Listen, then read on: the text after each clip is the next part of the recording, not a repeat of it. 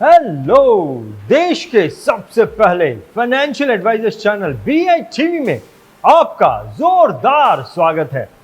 दोस्तों, आपने दोस्ती यारी में जान देने की बात तो कई बार सुनी होगी और आपने ये भी सुना होगा कि एक दोस्त दूसरे दोस्त से कहता है कि तेरा धंधा एक तरफ और अपनी दोस्ती यारी एक तरफ। ऐसी ही एक स्टोरी अब आपके सामने आने वाली है, जहां पर एक दोस्त इंश्योरेंस की एजेंसी लेता है और दूसरा दोस्त साफ कह देता है कि तेरे इंश्योरेंस की बात मुझसे कभी भी मत करना। लेकिन फिर 20 साल बाद ऐसा क्या होता है कि ये दोस्त अपने इंश्योरेंस एजेंट दोस्त से 6 करोड़ की पॉलिसी की मांग करता है। ये स्टोरी बताने के लिए अब आने वाले हैं मिस्टर लाजरस डायस, जो कि आज की तारीख में तो एक जाने माने ट्रेनर हैं, लेकिन एक जमाने में एक इंश्योरेंस एजेंट थे। तो चलिए सुनते हैं इस इंटरेस्टिंग सेल्स स्टोरी को। मेरा एक बहुत अच्छा मित्र था।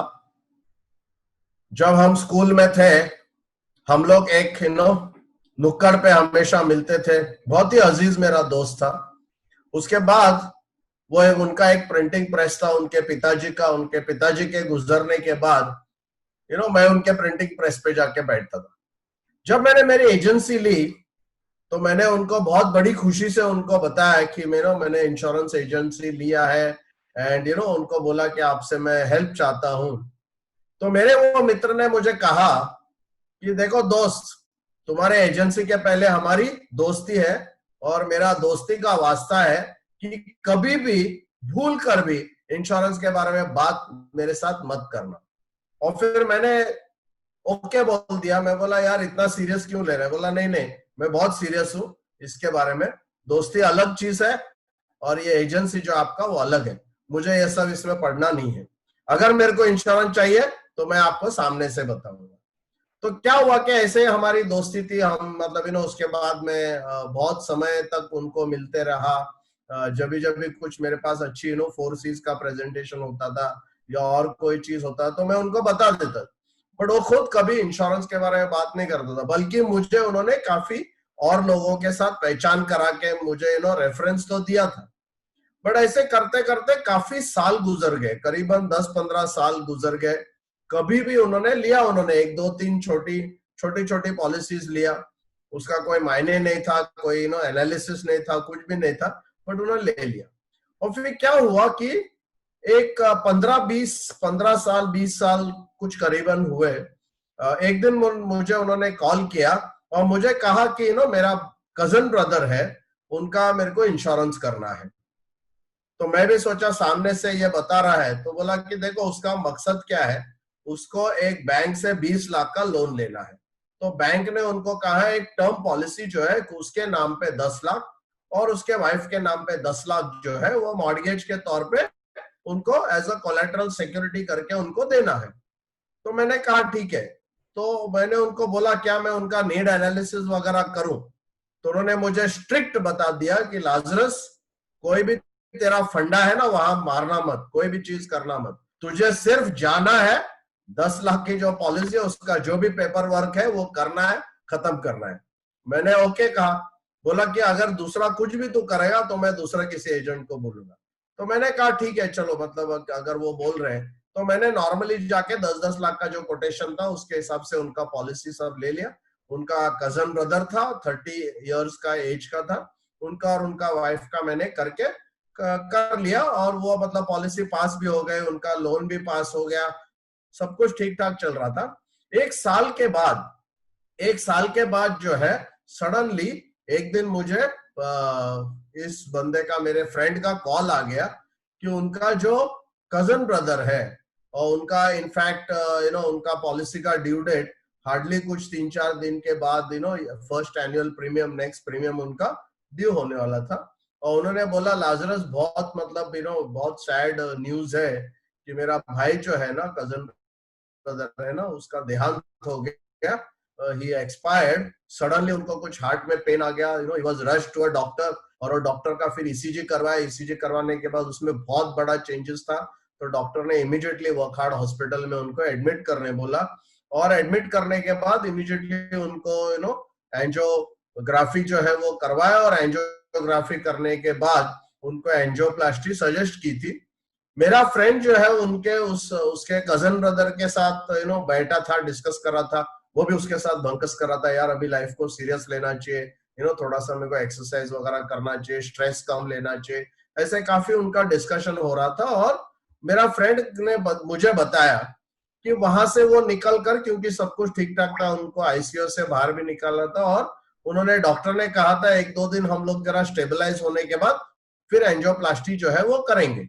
और फिर वो अपना निकल के वहां से घर पे चला गया। और घर पे, बिफोर वो घर पे पहुंचने से, मतलब जैसे वो वहां पहुंचे, हॉस्पिटल से कॉल आ गया कि ना आपका ब्रदर जो है सिंकिंग, और इमीडिएटली आप please rush to the hospital.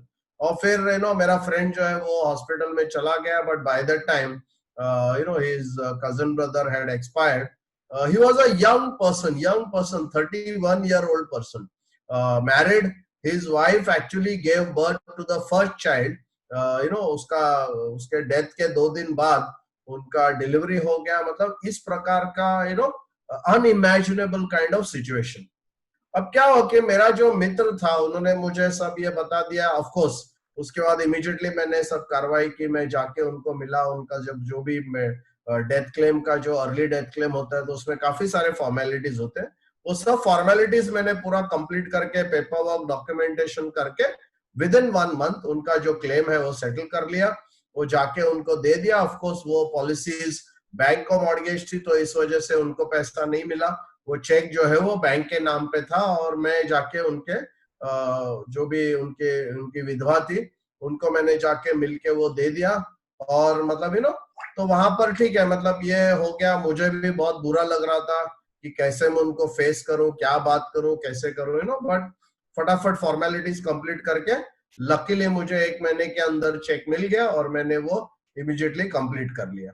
Bank भी मुझे जानता था, तो इसके लिए बैंक भी मेरे पीछे था कि कुछ उसका जल्दी से करवा लो। मैंने करवा लिया। अभी मेरा जो मित्र था, ये क्या हुआ कि कुछ 10-15 दिन या 1-1.5 महीने के अंदर मुझे उन्होंने कॉल किया और मुझे कहा, लाजरस मुझे 6 करोड़ की पॉलिसी लेना है। तो मैं एकदम मतलब शॉक हो गया कि सडनली इनको 6 करोड़ की पॉलिसी, मतलब तो मैं उनको बोला, दोस्त आपको 6 करोड़ ऐसा पॉलिसी मांगने पे नहीं मिलेगा, मतलब पॉलिसी ऐसे मांगने पे नहीं मिलता है। तो बोला, ओ अरे तेरे को क्या प्रॉब्लम है, एलआईसी को क्या प्रॉब्लम है, प्रीमियम तो मैं भरने वाला हूँ, मैं प्रीमियम भर सकता हूँ, तो तुमको पॉलिसी देने में क्या इश्यू है। तो मैं बोला, वैसा नहीं रहता है प्रमोद, आपको फाइनेंशियल अंडरराइटिंग वगैरह सब काफी सारा है, तो आपको आपके इनकम टैक्स के पेपर्स मुझे भेजने पड़ेंगे, और वो पेपर्स भेजने के बाद फिर हम डिसाइड करेंगे कि आपको वो पॉलिसी देना है कि नहीं। थोड़ा सा वो भड़क गया, फिर उन्होंने मुझे उनका इनकम टैक्स का पेपर्स भेजा। और दोस्तों, ये इतनी बड़ी शौक की बात है कि वो इतना अच्छा उनका बिजनेस, प्रिंटिंग, एडवर्टाइजिंग का, प्रिंटिंग का बिजनेस था। तो जब मैंने उनका 3 इयर्स का इनकम टैक्स रिटर्न देखा, तो 1.5 लाख या 2 लाख के आसपास वो इनकम बता रहे थे। और उसके तहत उनको हार्डली 35 लाख से 40 लाख या 50 लाख मैक्सिमम खींच के 50 लाख का मैं इंश्योरेंस दे सकता था। तो उनको जब मैंने बोला, ऑफ कोर्स वो नाराज हो गए। और फिर मैंने उनको कहा कि क्या है ना, कि जब भी हम इंश्योरेंस के बारे में सोचते हैं ना, तो इंश्योरेंस का बहुत सारा पहलू रहता है। वो ऐसा नहीं कि इमीडिएटली आप कुछ आप डिसाइड करेंगे, आप खरीद नहीं सकते, आपको इंश्योरेंस दिया जाता है। आपका क्राइटेरिया जो है, वो क्राइटेरिया में आप फिक्स होते हैं, तो ये आपको इंश्योरेंस मिलता है। बट इसमें एक चीज मुझे ये पता चली कि मैं इतने सालों से मेरे फ्रेंड को कितना कन्विंस कर रहा था इंश्योरेंस के लिए, उनको बात कर रहा था, बट वो ऑलवेज कहते थे मुझे कि इसके बारे में बात मत करो। तो मैं ये सोचने लगा कि सडनली ऐसा कुछ हादसा होने के बाद मेरे फ्रेंड को सडनली ऐसा एहसास हुआ कि मुझे इतना बड़ा इंश्योरेंस लेना चाहिए। तो दोस्तों, ये मतलब ये जो स्टोरी है, इससे एक चीज पता चलती है कि जब भी हम लोगों को कुछ बताते हैं, उनके माइंड में वो बात रहती है, भले वो इम्प्लीमेंट नहीं करते हैं, बट जब भी उनके आसपास कुछ भी ऐसा एक ट्रिगर इवेंट होता है, कुछ ऐसी हादसा होता है, तो आपने बताया हुआ जो भी पॉइंट्स है उनके माइंड में आता है।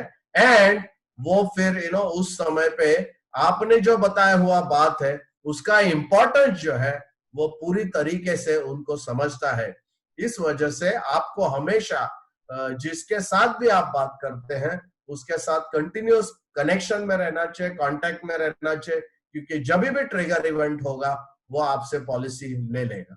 Thank you very much. क्या आप जानते हैं BITV का नेशनल मेगा शो ये एक इंटरनेशनल लेवल का ऑनलाइन शो है जिसमें आपको अपने देश के फास्ट ग्रोइंग एजेंट से लेकर दूसरे देश के टॉप एजेंट को सुनने का मौका मिलेगा, उनके बिजनेस ट्रिक को जानने को मिलेगा।